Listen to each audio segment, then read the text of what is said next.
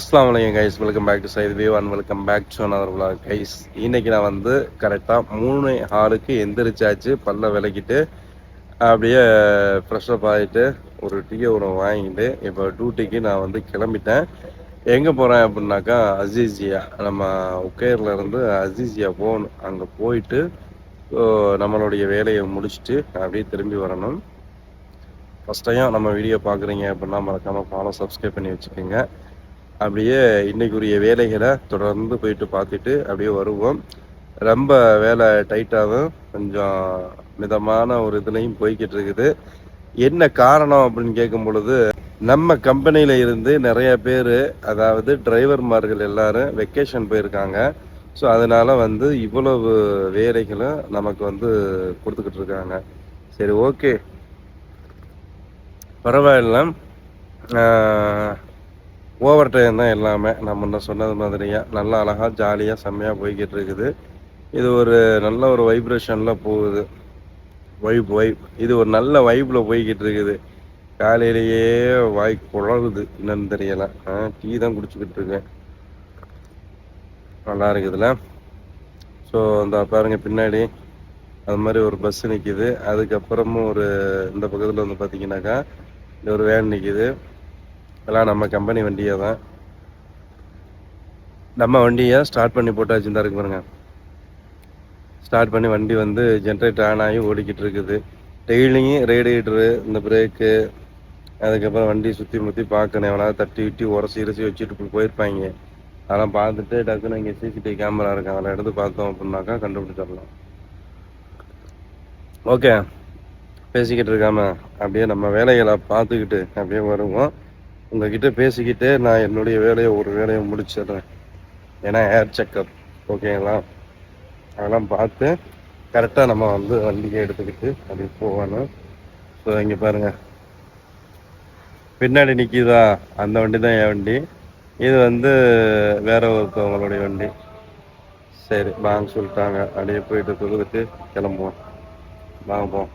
இப்போது நான் வந்து சைட்டுக்கு வந்து டியூட்டியை ஜாயின் பண்ணேன். அப்படியே வேலை வட்டியமாக போய்கிட்டு இருக்குதுங்க. காலையில் மணியை வந்து பார்த்தீங்கன்னா 5:45 ஆகிறதுக்கு 1 நிமிஷம் பேலன்ஸ் இருக்குது. சூரியன் கிளம்பி வந்துருச்சு. இங்கே பாருங்கள் வண்டிக்கு எப்படி கவர் போட்டு வச்சுருக்காங்கண்ணா. மேலே இருந்து இந்த இலைகள் இதுகெல்லாம் கொட்டுது இல்லையா கண்ணாடியில், குருவி இதுகெல்லாம் வந்து பெயிண்ட் வச்சுட்டு போயிடும். அதனால் அந்த கவரை போட்டு வச்சோம் அப்படின்னாக்கா அது வாட்டுக்குள்ள இருந்துக்கிட்டு பாருங்கள், அந்த மாதிரி. சரி, இப்போ நம்ம இந்த சைட்டில் வந்து வேலையை பார்த்துக்கிட்டு அப்படியே பொறுமையாக போய்கிட்டு இருக்கோம். 4 இண்டிகேட்டர் போட்டு. சரிங்களா, இப்படி தான் நம்ம வேலை ஸ்மூத்தாகவும் செம்மையாகவும் போய்கிட்டு இருக்குது.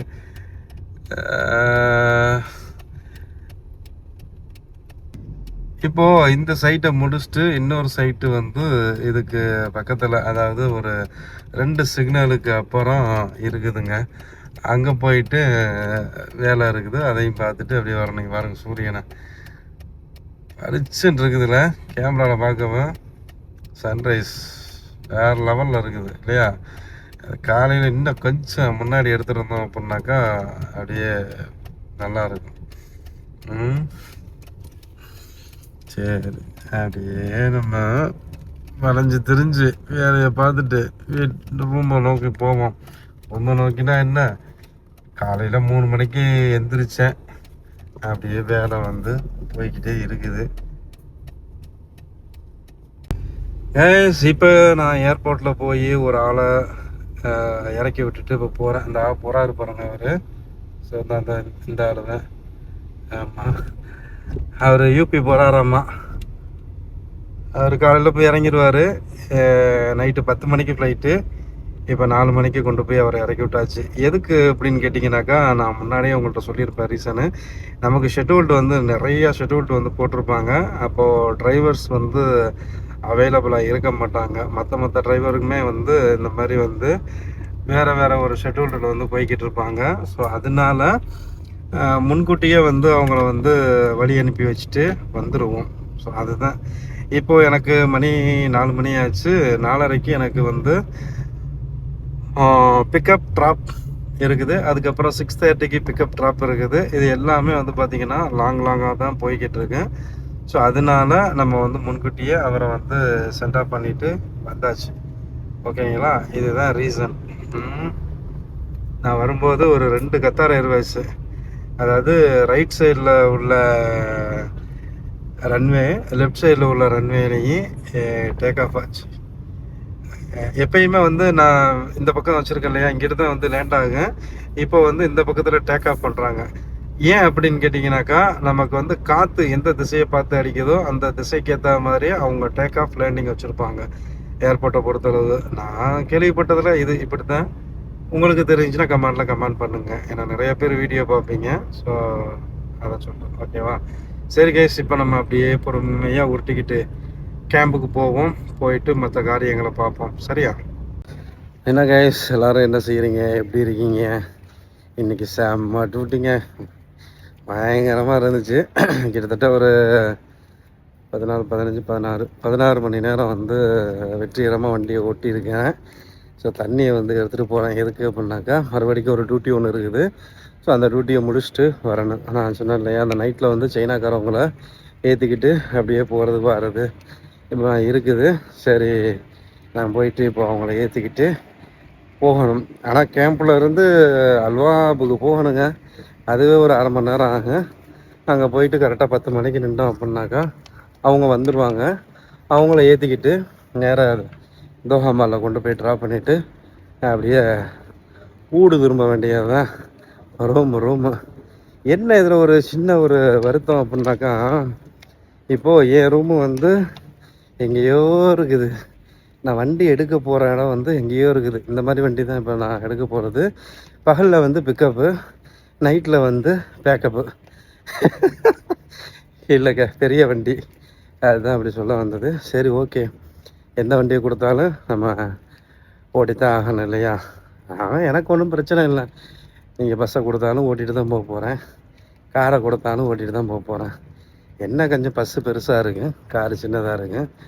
பஸ்ஸு கொஞ்சம் ஏந்தி வளைக்கணும், இது கொஞ்சம் இது பண்ணி வளைக்கணும், அவ்வளோதான். மற்றபடி மெயின் ரோட்டில் போகும்போது எல்லாமே ஒன்று தாங்க. சரி, நம்ம அவர்கிட்ட போய் சாவியை வாங்கிட்டு அப்படியே வரணும். Hello brother, how are you? Good.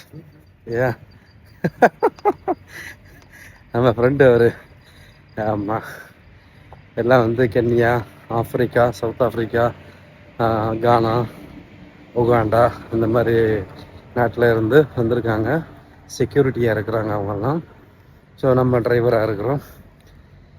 Maximum நம்ம ஆட்கள் வந்து அதிகமாக இந்த டெக்னீஷியன், எலக்ட்ரிஷியன் இந்த மாதிரி இதுகளில் தான் வந்து வருவாங்க. டிரைவர் ஆல்சோ, இப்படியெல்லாம் சேஃப்டி ஆஃபீஸர், நிறைய இதுகள்லாம் இருக்குது. ஸோ அவங்க இதுலேயுமே இருக்கிறாங்க.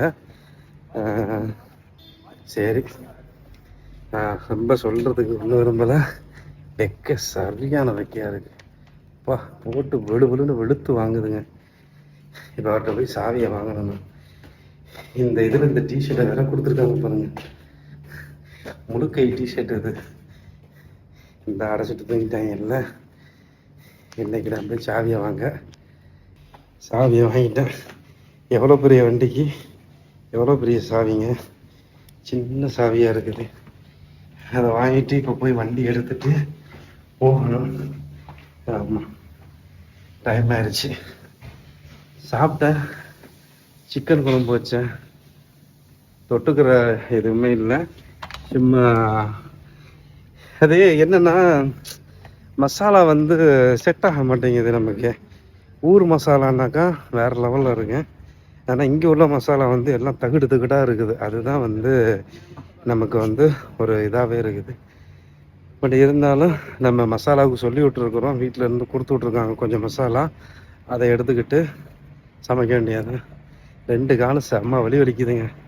Clutch accelerator brake, clutch accelerator brake, clutch accelerator brake, இப்படியே மிதின்னு மிதிச்சுக்கிட்டே இருந்தா எப்படி இருக்கு நீங்களே சொல்லுங்க பார்ப்போம். 16 மணி நேரம் விடாமல வேலை பார்த்தீங்க அப்படின்னு கேட்டிங்கனாக்கா, விட்டு வேலை பார்த்தேன். விட்டு வண்டியை மிதிச்சுட்டு போகிறது. அப்படியே வந்து வண்டிக்கிட்ட வந்தாச்சு. வண்டியை ஒரு ரவுண்டு சுற்றி முற்றி பார்த்துட்டு அதுக்கப்புறம் வண்டியை வந்து எடுக்கணும். இந்த இருக்கிற வண்டி சரியா? ஏன்னா இதுக்கு முன்னாடி ஓட்டிகிட்டு போனவங்க நல்லா கொண்டு வந்து வச்சுருப்பாங்க. சில பேர் வந்து வண்டியை உரசிட்டு போயிருப்பாங்க கொண்டிருப்பாங்கல்ல.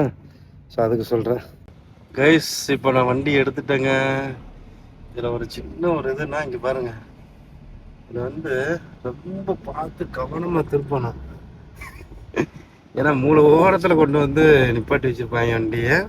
ஸோ அதனால சொல்கிறேன், இங்கே பாருங்க, ஏந்தி போய் அப்படி உழைக்கணும். ஏன்னா இது வந்து நம்ம சின்ன வண்டியை ஓட்டிட்டு பெரிய வண்டியை ஓட்டக்குள்ள நமக்கு அதே மாதிரி மெத்தடில் தான் வரும். அதனால சொல்கிறேன், இந்த வண்டி வேற கியர் வண்டி. சரி, நம்ம போய் சைட்டில் ஆள் எடுத்துக்கிட்டு அப்படியே வருவோம், ஓகேவா? இதில் வேற இந்த ஏசியை வேற திருப்பி இந்த கண்ணாடி பக்கத்தில் வச்சு விட்டாங்க பாருங்க. இது பாருங்க, கண்ணாடிக்கு கரெக்டாக அடிக்குதா? இந்த வெளியில் வந்து ஹியூமிடிட்டி வந்து பயங்கரமாக இருக்குது. அப்போ உள்ளக கூலிங்கு வெளியில் சூடு அப்படின்னு இருக்கும்போது இந்த கண்ணாடி வந்து நம்ம ஃப்ரிட்ஜில் சில்னஸ்ஸாக இருக்கும் பாருங்க, அந்த மாதிரி ஆகிடுதுங்க. நம்ம ஃப்ரிட்ஜில் வச்சு எடுத்து அப்படி இருக்கு, அந்த மாதிரி ஆகிடுது. இப்போ எடுத்து அதை வந்து சரி பண்ணணும் நான். இப்போ சரி, அப்படியே போவோம். வந்து பார்த்தீங்கன்னா கரெக்டாக இப்போ 11:05 ஆகுதுங்க. நானும் அப்படியே கேம்பை நோக்கி வந்துட்டேன். 10:30க்கு வர சொல்லிட்டு கடைசியில் அங்கே இருந்து 10:40 ஆயிடுச்சு. கொட்டாய் வந்து அப்படியே தூக்கத்தை கண்ணை அப்படியே அமத்துதுங்க. அப்படியே காலையில 3 மணிக்கு எந்திரிச்சது, இன்னும் தூங்கவே இல்லை. அப்ப எப்படி இருக்கு உடம்பு? சும்மா அப்படிதான் இருக்கு. இன்னைக்கு கொஞ்சம் வேலை ஜாஸ்தியா இருந்துச்சு. சரி, அதனால வந்து நமக்கு தூங்குறதுக்கு டைம் இல்லாம அது இல்லாம அப்படியே ஓடிக்கிட்டே திரிஞ்சாச்சு. இப்ப போய் வண்டியை ஹேண்ட் ஓவர் பண்ணிட்டு அப்படியே போய் தூங்கணும்னு வச்சுக்கோங்க, சும்மா அடிச்சு போட்ட மாதிரி இருக்கு. பட் 3 மணிக்கு மறுபடிக்கும் எழும்பணும், வேலைகள் இருக்குது, போகணும். அப்படி இருக்கும்போது ஒன்றும் செய்ய முடியாதுங்க. நிறைய பேர் எனக்கு பர்சனலாக கால் பண்ணி சொல்றீங்க, அதுக்கு வீடே பெட்டரா இருந்திருக்கு சேது பாய், நீங்க ஏன் வீட்டை விட்டு வந்தீங்கன்னு. வீட்டில் இருக்கிறவங்களுக்கு தான் தெரியும், வீடு இக்கரைக்கு அக்கறை வச்சு அங்கே இருந்தால் வச்சியா தெரியும், இங்கே இருந்தால் வச்சியா தெரியும், அவ்வளவுதாங்க, வேற ஒன்றும் இல்லை. அதனால இப்போ நான் என்ன சொல்ல வர்றேன் அப்படின்னாக்கா, அங்கிட்டு பார்த்தாலும் இங்கிட்டு பார்த்தாலும் பச்சையா தெரியுதா? ஏதாவது ஒரு இடத்துல நின்றாதான் அந்த பச்சையுமே தெரியும். சென்ட்ரா போய் நின்றோம்னா ஒன்றுமே தெரியாது. அதனால வந்து பச்சை தெரியுது, எந்த பக்கத்தில் பச்சை அதிகமாக தெரியுதோ அந்த பக்கத்தில் நின்று பார்த்துட்டு அப்படியே ரசிச்சுட்டு அப்படியே கிளம்ப வேண்டியதான். ஆமாம், இப்படி போய்கிட்டு இருக்கு என்னுடைய வேலைகள், இதுகள் எல்லாம். நீங்கள், நான் ஒன்று சொன்னேன், நீங்கள் கத்தாருக்கு வந்துட்டு கையில் ₹1 1 இல்லாமல் நீங்கள் இருந்து 1 வாரம் நீங்கள் ஓட்டியிருக்கீங்களா? யாராவது சொல்லுங்க பார்ப்போம். கையில் ஒத்த ரியால் இல்லாமல் நீங்கள் பொழப்ப கத்தாரெலாம் நடத்திருக்கீங்களா? நடத்திருந்துருக்கீங்க அப்படின்னாக்கா கண்டிப்பாக கமெண்டில் பண்ணுங்க, உங்களுடைய அனுபவத்தை ஷேர் பண்ணுங்க, சரியா? ஏன்னா அதோடைய அனுபவம் எனக்கும் தெரியும். ஸோ அதனால வீட்டில், பழைய வீட்டில் சாப்பாடு அப்படியே வந்து கிடக்கும், சாப்பிட்றதுக்கு நேரம் இருக்காது. இங்கே சாப்பிட்றதுக்கு நேரம் இருந்து சாப்பாடு செய்யறதுக்கு நேரம் இல்லாமல் இருக்குது. புரியல? நமக்கு 1 hour ஆஃப் டைம் கொடுப்பாங்க, அந்த டயத்தில் நம்ம சமைச்சிக்கிறது, சாப்பிட்டுக்கிறது, கொஞ்ச நேரம் உட்காந்து இருந்துட்டு அப்படியே கிளம்பிடுறது. இப்படி தான் பொதுவாக நான் வந்து காய்கறிகளை வெட்டி மட்டும் வச்சுட்டான் அந்த பையன் அப்படின்னாக்கா, நான் டக்கு டக்கு டக்கு டக்கு டக்கு டக்குன்னு செஞ்சிருவேங்க.